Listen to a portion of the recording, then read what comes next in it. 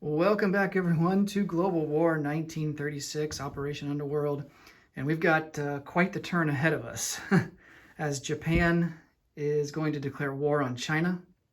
This is Japan turn 3. And we are in July of 1937. So we are at war with China, and I've got my combat moves already laid out here on the board, just so that this video won't run too terribly long. Tried to prepare as much as possible ahead of time, and I'll kind of explain things here on the board as I go along. But let's get right into Japan's technology roles and their purchases. So we have 2 tech roles to conduct. We're going to go for amphib doctrine at a 7 or higher and long-range aircraft at an 8 or higher. And we haven't had any luck so far on getting on the board for technology, so hopefully we'll have a breakthrough this time around. For purchases, we are going to spend $3 and get an infantry. Going to spend $8, get 2 artillery, and another $8 and purchase 2 Marines. And then, of course, we can't forget our recruitment role for Siam. All right, so let's roll for our technology and see how we do.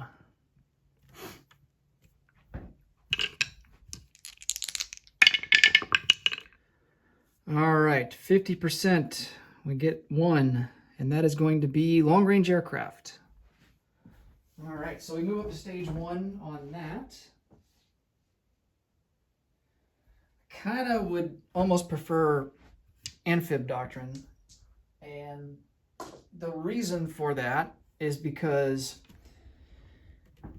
amphib doctrine especially is useful for Japan because there's a lot of islands in the Pacific, and we're going to be doing a lot of amphibious assaults, as you will see as moving forward in this playthrough. Amphib doctrine eliminates the double casualty inflicted on the first round of combat, and you'll see this when we roll dice in the combat phase. So maybe I'll just wait until we get there so you can kind of see it play out. But basically, amphib doctrine just improves your ability to conduct amphibious assaults. So and like I said, you'll see how that plays out as we actually conduct amphib assaults in the combat phase. Okay, so combat movement. There's a lot. So we had quite a bit of infantry in Rihi. We had an artillery, and we also had a mechanized infantry. And so all of those guys, we kind of dispersed across the east coast of China. We moved an infantry, an artillery, cavalry, and also a mountain infantry into, I think this is Suyan, if I remember right. So we're basically attacking the entire coast of China along with Suyan. A couple of these are going to be kind of risky, and of course our ability to take Nanking. We're going to wait to see if we take these other 2 provinces here that surround Nanking, so that then we can be able to... I don't think Nanking will be surrounded now that I think about it. Yeah, it will be. It will be. We might have to move some more of these guys down because we're going to need 3. We're going to need another 2 guys here. We have 2 destroyers. We're going to need another 2 guys there to blockade Nanking. So if Nanking does get surrounded, then we will attack that one last. Okay. Our main objective, though, is to take Kweichow down here in the south. So we're launching most of our units against that province there. So, and the reason we're attacking that is because there are 4 militia and 2 infantry defending. So they have the most units by far of any of the territories along the Chinese coast here.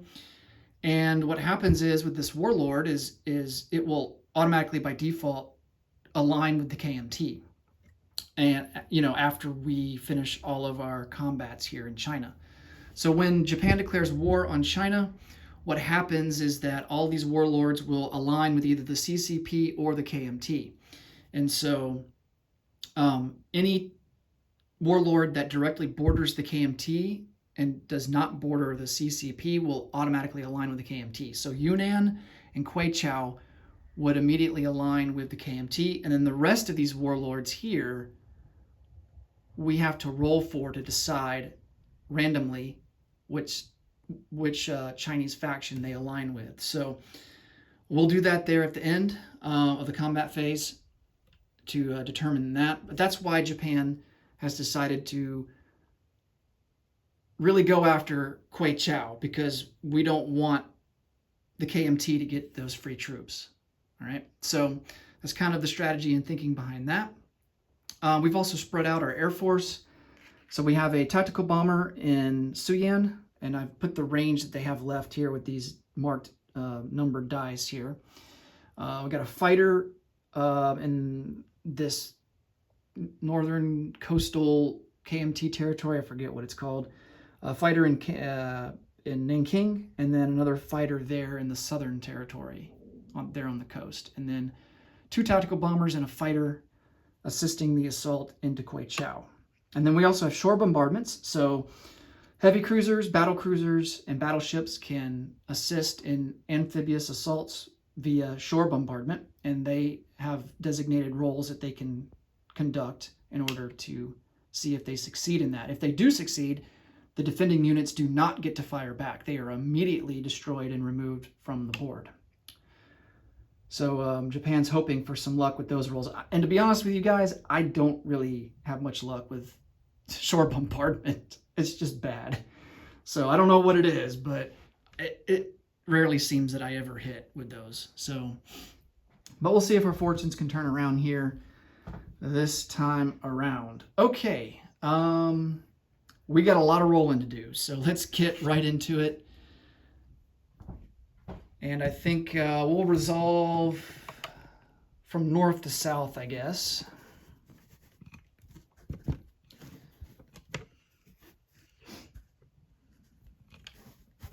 Get my camera here aligned correctly. Okay. So the first one is going to be Suyan.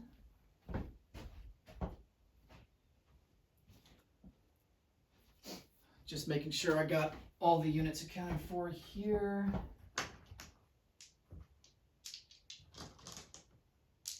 Okay.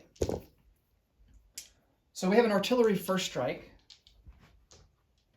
And we are attacking into mountains. So the roundel there in the center of the territory is surrounded by mountains. So even though mountains aren't on the border between Rihe and Suyan, we still have to inflict a -1 attack because of the mountains around the roundel. So the artillery will attack at a first strike of 2 or less.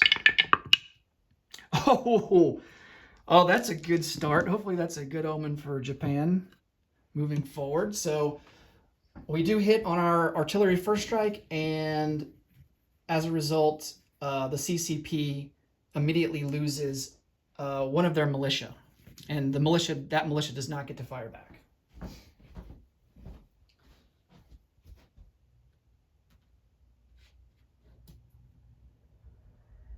All right, so that leaves the CCP there in Suyan with one militia left. We have an infantry that is paired with an artillery, so his attack will be at a 2. We have a cavalry that'll be at a 2, and we also have a mountain infantry at a 2. So we have 3 at a 2. And we get a hit, so that's the only other hit that we need. We'll roll for the tactical bomber just for the hell of it. He is at a 7 or less, and he actually gets a 1, which would, a 3 or less for a tactical bomber is actually target select. So we would be able to select which unit we would like to inflict a casualty upon. So, but it doesn't matter because he's only got 1 unit left. So, and then the defending militia rolls at a 2 or less, and he misses with a 6. So we take Suyan with no consequence. And I'll remove that militia from the board. All right, let's go down to, oh, I think it's Hope. Yeah, let's go down to Hope. We have, he has, the KMT there has, or actually no, it's the CCP. He has one militia. We have two,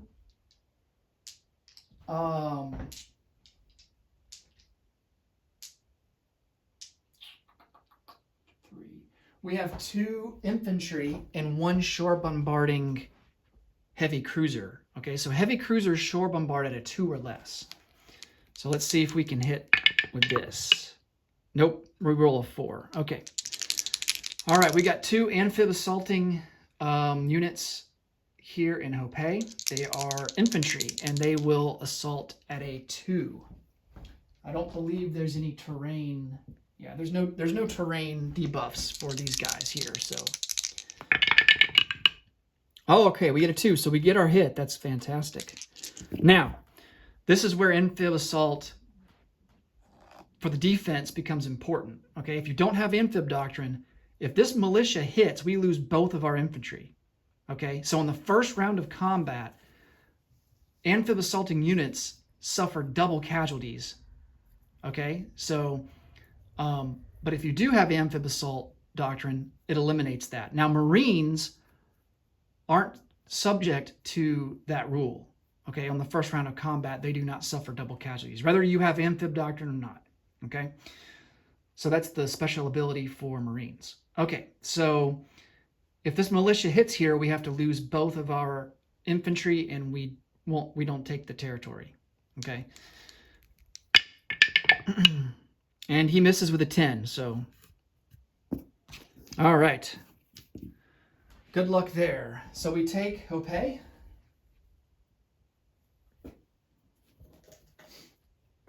All right, let's move on to, I guess it's Shangtung, and we have two amphib assaulting infantry there and a fighter. We also have a heavy cruiser that is amphib assaulting, and he has two defending militia. All right, so here's our heavy cruiser at a 2 or less, and he misses. And then we have our two assaulting infantry at a 2 or less. And we get a 2, so we get a hit. And then we have a fighter that is going to be at a 6 or less. Oops, completely missed. There we go. And we get another hit. All right, so we get the 2 hits that we need. He gets 2 dice at a 2 or less, and it's the same thing. If he hits with either of these dice, then we lose both of our infantry. And he misses with a 4 and a 6. All right, so we take Shangtung with no consequence.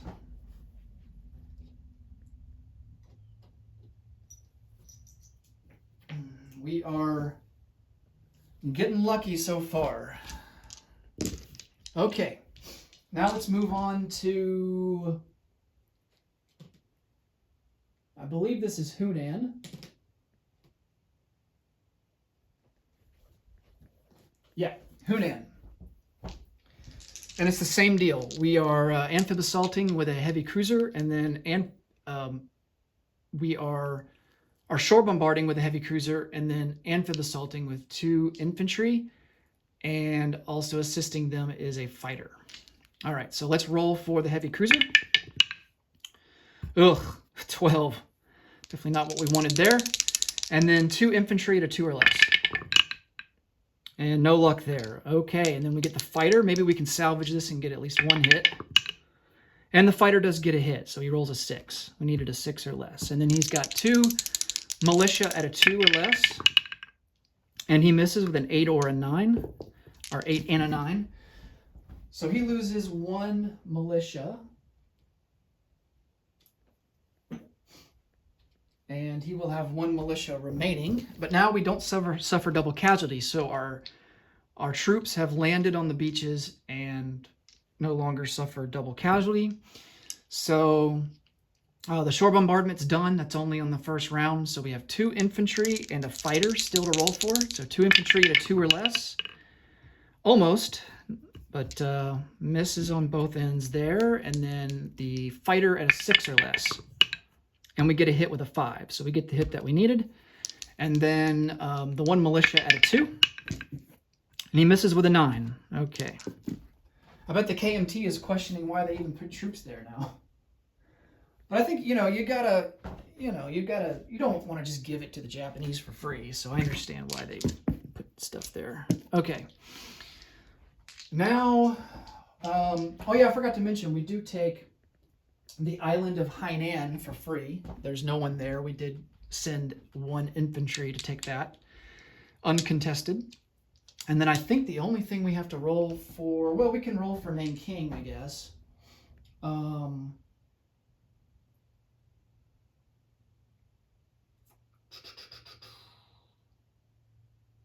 Yeah, we can roll for Nanking. We are going to have to send down, let's send down a torpedo boat destroyer and a light cruiser just to blockade the port of Nanking to complete that. That way Nanking is surrounded. The only thing about this rule I'm not sure about is if units who participate in shore bombardment, can they also blockade in the same turn? I'm not sure about that. I should have looked up that rule beforehand. Let's roll it and just kind of see what happens, because it may not matter. So if we assume that Nanking is surrounded and the port is blockaded, then the militia that are there will only roll at a 1. Okay. So, but if the city is not surrounded, then their roll will be at a 3 or less. Okay. So they have 2 militia, and just like with all the other coastal Chinese territories, we have a shore bombardment with a heavy cruiser at a 2 or less. We miss with an 11. And then we have our 2 infantry. Now, the infantry are not impacted by cities. The only assaulting units into cities that are impacted on the attack values are vehicle class units, and they're at a -2. So we don't have any vehicle class units attacking into Nanking. So the infantry are not affected, so they are at a 2 or less. No hits. All right, and then we have our fighter at a 6 or less, and we do get a hit there, okay. And then he's got 2 militia there. We're going to say either at a 1 or a 3 or less. We'll kind of roll and see what happens. And he gets a 1, so it doesn't matter. All right, so it doesn't matter. Either way, we lose both infantry, and we do not take Nanking. So that sucks. Our luck has run out, our good run.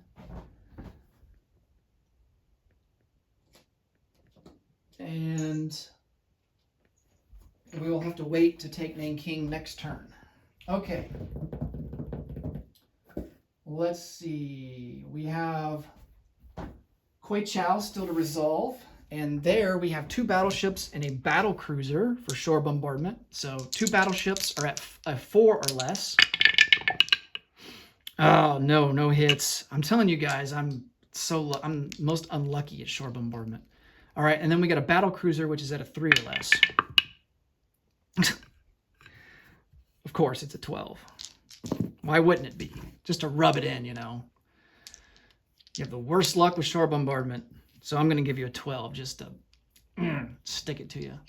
All right. Let's see. We have 4 assaulting Marines, and we are assaulting in the mountains, so they're going to be at a 1, but they don't suffer double casualties, so there is that. All right. We need some 1s here. We need some good luck. And we're close, but no cigar. And this is why we brought the Air Force, so a good number of them. So we have a fighter at a 6. There's a hit, a 6. And then 2 tactical bombers. Oh, I hope we get some target select here. 2 tactical bombers at a 7 or less. No target select, but we do get 2 hits, so we'll take that. And then on the defense, he has, I believe, 4 militia. Yeah. 4 militia and 2 infantry. So we'll roll for the militia first. They're at a 2 or less. Oh, he does get a hit. Dang it. All right, so he gets a hit. And then he's got 2 infantry at a 4 or less. No hits there. Okay. Whew. All right, that wasn't too bad. We lose 1 Marine.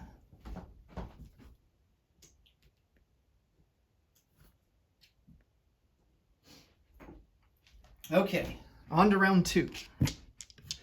There's and just for reference, there's no round limitations when it comes to amphib assault. That only applies to cities. You have to resolve it in 3. With cities, you have to resolve it in 3 rounds or less, and then you have to retreat. I think I mentioned that on a previous video. But for amphib assault, it can go on for forever, theoretically. Okay, so we have 3 Marines at a 1. Oops, gotta roll this other one. So no hits there. Let's roll the last one. No hit there. Fighter at a 6. Ugh, that's not good. And then 2 tacticals at a 7. All right, we get target select, and we get another hit. I forgot to remove the 3 hits from last turn, so or from the last round. So he loses. He's already lost 3 militia, so that leaves him with 1 militia.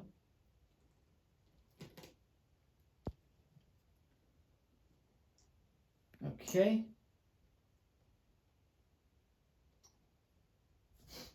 That leaves him with 1 militia and 2 infantry.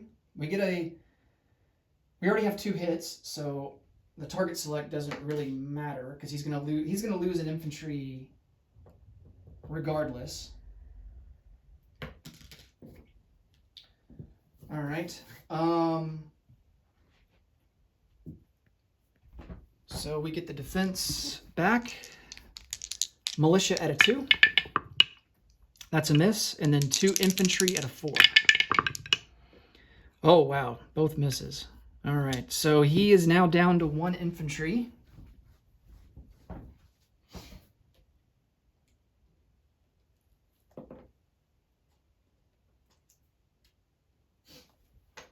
Okay. And this should be over with on this turn. Famous last words. All right. 3 Marines at a 1. And, yeah, no luck. No hits. Fighter at a 6. That's a 9. And then 2 tacticals at a 7. Oh, and we get our hit. Whew. The last roll, we get the hit that we needed. That was almost a disaster. Okay, and then he gets a defense of infantry at a 4. And he misses with an 11. Okay, so we take Quang Tung, and I do believe that is all of the combat. All right, my planes over here in Quang Tung kind of crashed and burned here, even though none of them were shot down. Okay, so get the planes back up there. So he loses the infantry, and we take Quang Tung. All right, so we took everything but Nanking. And then we'll have to calculate all of our IPP increase for that. So okay, so let's clean up the board a little bit here.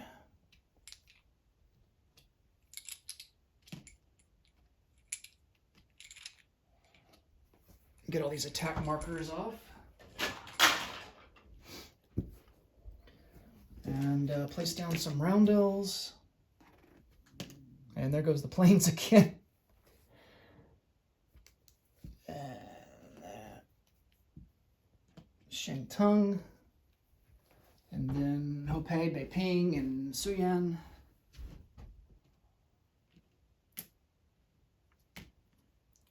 They all become Japanese. And I need to get another roundel out.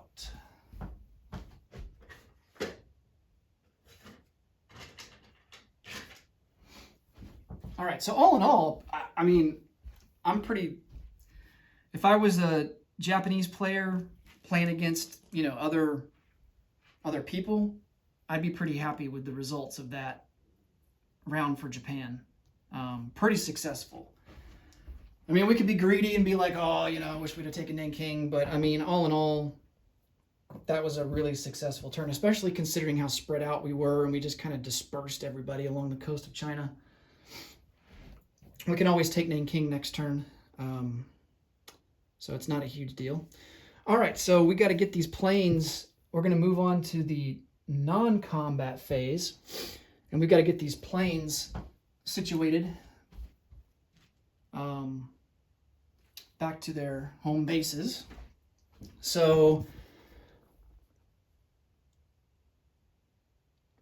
this tactical that only has one movement left, obviously he's going to have to go on a carrier. So we have a fleet carrier which can hold 2 aircraft, and we have an escort carrier that can hold 1 aircraft. So we're going to put a fighter and a tactical bomber on the fleet carrier, and then a tactical bomber on the escort carrier. And they're going to come down here into P41 and pick up those planes. All right, and then the rest of the planes, they will go back to Korea. So that'll be 3 fighters and a tactical bomber. And I will clean all this up and get it all organized off camera. And that way you don't have to watch me for 10 minutes organize everything. Okay. And I think we moved up. I think the fighter that was here and the fighter up in Sunyan used all of their fuel movement range to get back to Korea, so that's good. Let's see.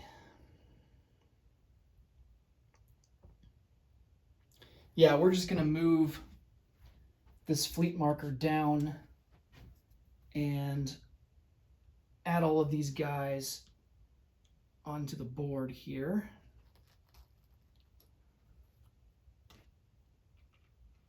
Onto this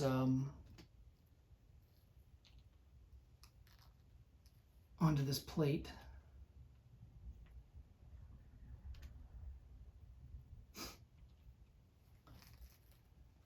And the destroyer. All right, and then we'll just put the marker there in P41. Okay. And then these Marines are in Kwangtung as we knock over a KMT AAA. Okay. Now, in terms of, I don't think there's any other ships that we want to move. I don't think they're really... We'll keep the submarines there off of Nanking in case if the United States wants to send Lend-Lease. They actually can send Lend-Lease because the CCP sent international red aid. Ordinarily, the United States is not permitted to send Lend-Lease until they reach IPP value of 15. So, and they are currently sitting at, well, actually they're sitting at 11 because we declared war on China. The U.S. income gets boosted by 5. So let's go ahead and adjust IPP values here. So the USA, since we declared war on China, they will move from 6 to 11, and now they will be able to conduct research. Trying to remember how much the British move up. I'm not really sure. I think, let me check the book here.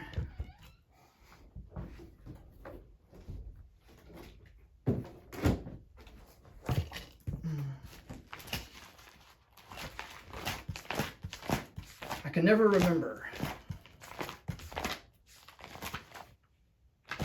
Declares war on China. They move up 2, and France moves up 1. So all of the Commonwealth move up by 2, and then France by 1. So France is now sitting at 10. Great Britain is sitting at 16. Far East Command moves up 2 to 7, and then Anzac moves up 2 to 5. And now we got to figure out, oops, I don't know if I had my camera on that, sorry. Now we got to figure out how much Japan is going to move up. So Japan, let's see, Suyin is worth 1, Beiping is worth 2, Hopei is worth 1. All right, so that's 4, and then 5, 6 for Shantung, 7, 8 for Hunan, and then 9, 10 for Kwangtung. So we move up a total of 10. All right, so we are now sitting at 26. Fantastic. We do lose 1 for oil with the United States. Every time that we conduct offensive operations in China, we lose 1 income from oil. So we are now at 2, so we're going to be receiving 28 bucks at the end of our turn. Okay. Now, let me see if there's any more non-combat. Yes, there's 2 infantry in Manchuria that we want to move. So this guy in Eastern Manchuria will move to Rihe, and then this guy in Northern Manchuria, he's going to rail down to Rihe. Coastal submarine in P-43 will move down 1 to P-44.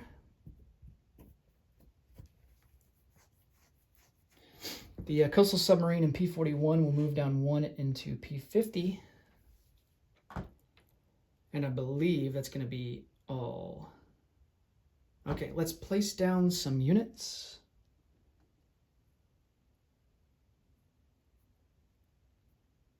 Trying to remember where this guy was at. He might have been in Kweichow. I'll have to review the film later and confirm that, but I think he was in Kweichow. Okay. We have an infantry, 2 Marines, and 2 artillery to place. 2 artillery will go into Kyushu, 2 Marines will go into Kyushu. And then we are going to place down an infantry here at this minor factory in Rihe. All right, let's do our recruitment roll for Siam, and then we'll collect income and we'll be done.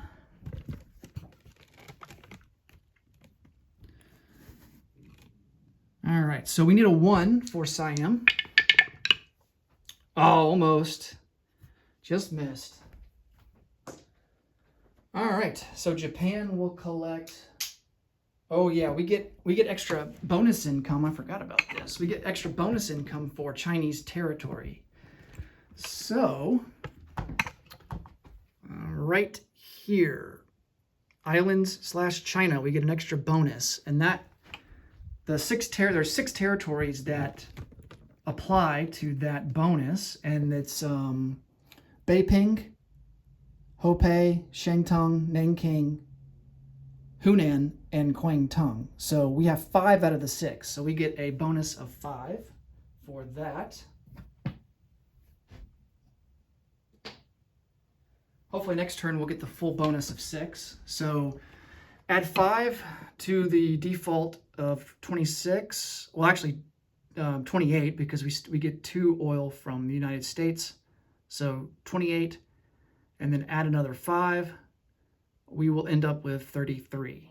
All right, so Japan will collect 33 IPP for next turn. And that is going to do it. Hopefully you guys enjoyed this video. It's pretty action-packed and a lot of exciting things happening in this turn.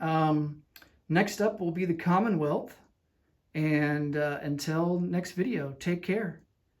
See you later. Bye for now.